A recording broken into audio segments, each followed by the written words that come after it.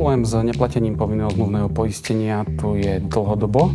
V minulosti som v štátnej správe pôsobil a práve tejto problematike som sa venoval, takže som vedel, že je to oblasť, ktorá nie je systémovo riešená.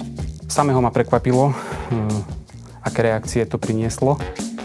Samotná kontrola prebiehala jednak preverovaním dokladov, ktoré sme si vyžiadali od kontrolovaných subjektov, to znamená z okresných úradov. Ďalej sme uskutočnili niekoľko rozhovorov s kontaktnými osobami.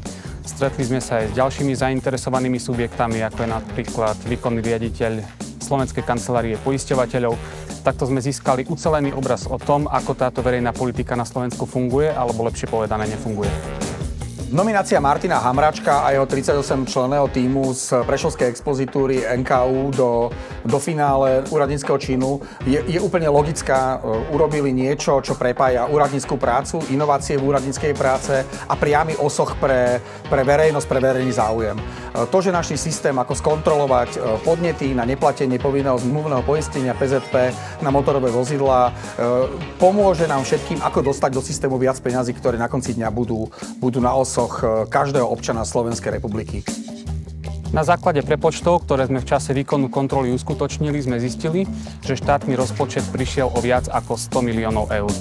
Medzi najdôležitejšie zistenia, ktoré sme v tejto kontrole odhalili, bolo to, že okresné úrady vyriešili iba 1,5% zo všetkých oznámení o nepoistení motorových vozidel, ktoré obdržali zo Slovenskej kancelárie poisťovateľov.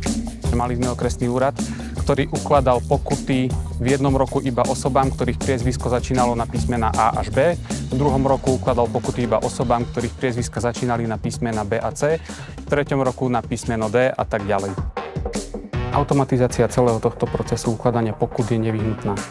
Na základe toho zriadilo Ministerstvo vnútra expertnú skupinu, ktorá začala reálne pracovať na legislatívnych, technických a ďalších zmenách v oblasti povinného zmluvného poistenia.